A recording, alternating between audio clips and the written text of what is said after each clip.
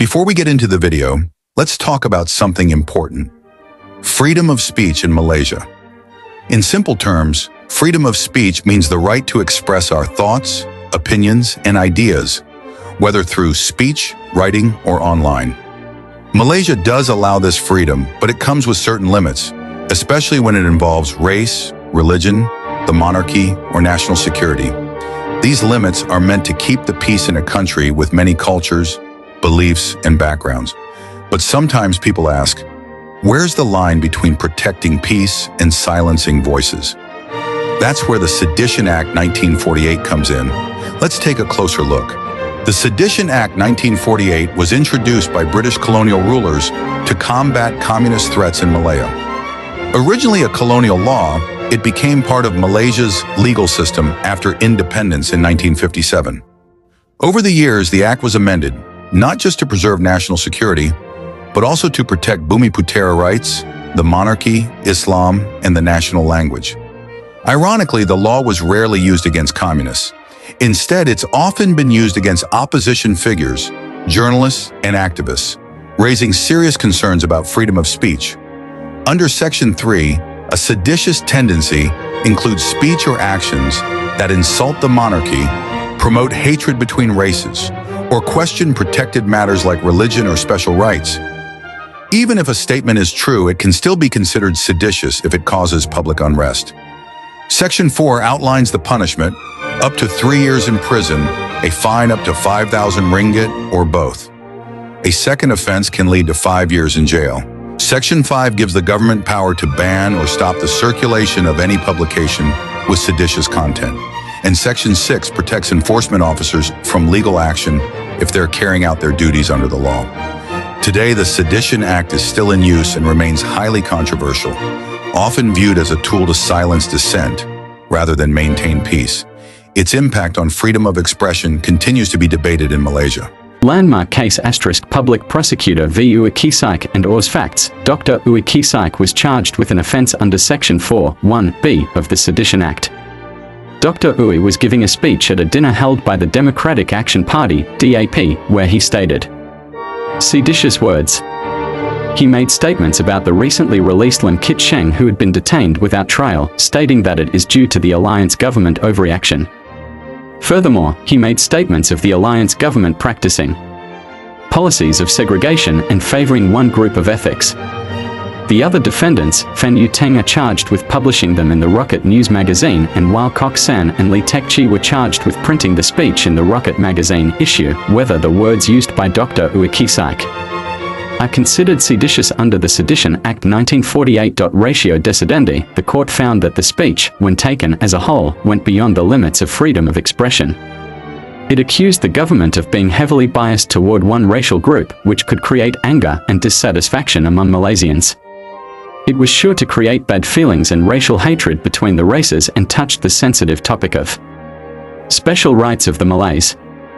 The speech was also proven to be spoken by Dr. Ui at the dinner party, and it was not made casually and without purpose, as he referred to 6 policies which he remarked giving privileged position to one ethnic group. In the judgment, the court decided that Dr. Uikisaik and the others were guilty of sedition.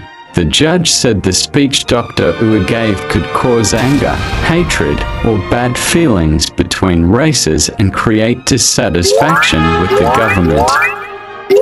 Even if Dr. Ui didn't mean to cause harm, the speech itself had a seditious effect, which is enough under the law. So, the court found that the speech broke the Sedition Act and punished all the accused. For recent cases, the case of Public Prosecutor v. Khalid. Legal context is Sedition Act 1948 for freedom of speech and parliamentary privilege. This is Khalid Abdul Samad, a member of parliament from Shah Alam in 2014. He spoke up about a sensitive issue and ended up facing a sedition charge.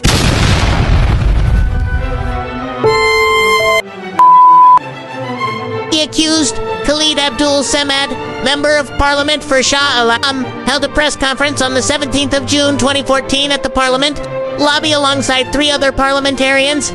During the conference, he commented on the executive authority of the Selangor Islamic Religious Council, MAIS, over the Selangor Islamic Department DJs. particularly in response to JAIS's confiscation of 400 Bibles from a Bible society. He was subsequently charged under Section 41B of the Sedition Act 1948, which criminalizes the utterance of seditious words.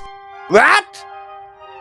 A. Whether the statement made by the accused carried a seditious tendency under Section 31A and D of the Sedition Act 1948. A request for legislative reform, even if it touches on matters related to royalty or religion, does not constitute sedition unless it clearly promotes hatred or disaffection.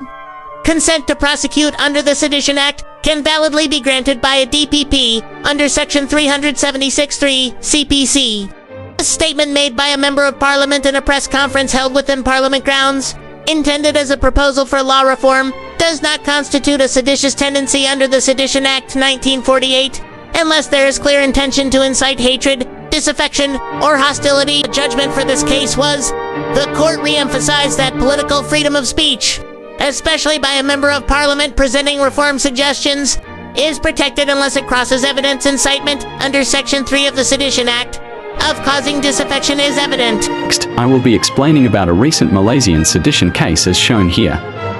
The accused had made a Facebook post on a page titled Alvin and Vivian Alvivi, featuring a picture with a and Thiko accused with the text shown above and a halal symbol. The post was interpreted by internet citizens as disrespectful towards Muslims, particularly during the fasting month of Ramadan. The Sessions Court convicted and sentenced her to 5 months and 22 days in prison. Lee appealed on the conviction and sentence. The prosecution appealed that the sentence was too lenient. The issue was whether the Facebook post had a seditious tendency, as defined in the section above. The court took into account the number of prosecution witnesses that experienced anger, hurt, and frustration. This proves that the publication was offensive and had caused disturbance. The Facebook post was extremely insensitive and could lead to hostility, as bak kuteh is a generally non-halal meal. The court follows Mat Shuhaimi bin Shofir v. Public Prosecutor when considering the reactions of the public, like those who expressed anger and offense, as evidence of the tendency of the publication to promote ill will and hostility between races. In Mat Shuhaimi, the Court of Appeal held that whether language is seditious is a mixed question of law and fact, and the court must consider the tendency of the words, not just the speaker's intent. In the judgment, the court didn't believe that the goal of creating peace was more important than how the content made people feel upset or angry. The court then said the publication clearly encouraged rebellion or hatred, so it broke the law under Section 3(1)(e). To summarize, the Sedition Act 1948 acts to establish the scope of permissible speech to prohibit disturbance, conflicts regarding race, and jeopardizing national unity. Though intended to be protective in nature, it has been a controversial provision often criticized for being oppressive, particularly exhibited under Section 3(2), where even a factually true statement falls within the range of being seditious if it causes public disorder. Although the Act provides the legal basis for limiting speech under Article 10(2)(a) of Federal Constitution, its contemporary application has to be examined so as not to impose disproportionate limits on civil rights. In conclusion, while freedom of speech and expression is enshrined in Article 10(1)(a) of the Federal Constitution, it is nonetheless qualified legal restrictions under the Sedition Act 1948 safeguard the duty of the government to balance the personal rights of members of the public with national security, public order, and harmony of society. While legal curbs are inevitable in certain situations, judicial sensitivity and ongoing revising are necessary in order to render such legislation inapplicable in stifling democratic debate. Legal limits are necessary, but they should not be a tool to suppress legitimate speech. Ultimately, the goal is to ensure that public discourse remains open and respectful, and that any regulation of speech aligns with justice, fairness, and democratic values. Thank you. That is all.